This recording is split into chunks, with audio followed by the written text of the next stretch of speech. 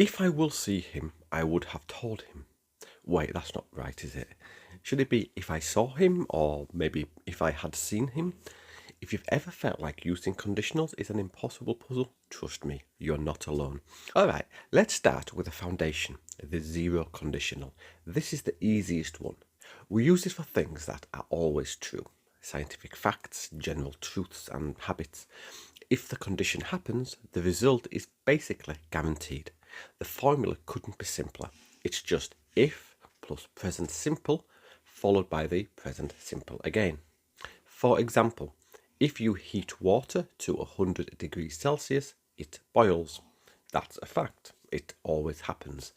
Next up is the first conditional, which we use for real and possible situations in the future. The condition is totally realistic and the outcome is very likely. The structure here is if plus present simple, then will plus the verb. For instance, if it rains tomorrow, we will stay home. It's a real possibility, right? Now, here's the most common mistake students make. You never use will in the if part of the sentence. It's always if it rains and not if it will rain. Now for my personal favourite, the second conditional.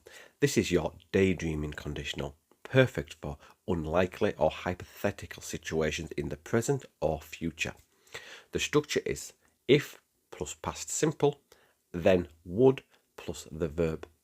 Think about it like this. If I won the lottery, I would buy a car. Am I likely to win? No, but it's fun to imagine.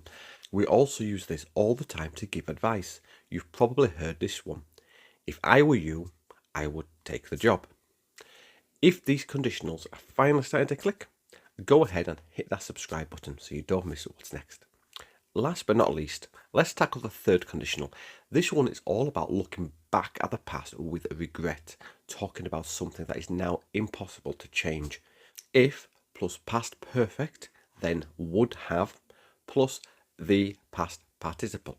For example, if she had studied harder, she would have passed the exam.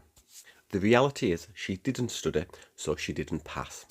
We're just talking about an unreal past situation that cannot be changed. And that's the set. The four main conditionals. 0 for facts, first for real futures, second for unreal futures and daydreams, and third for unreal pasts. So I've got a challenge for you. Using the second conditional, tell me in the comments below, what would you do if you could be invisible for a day? Let's see what you come up with.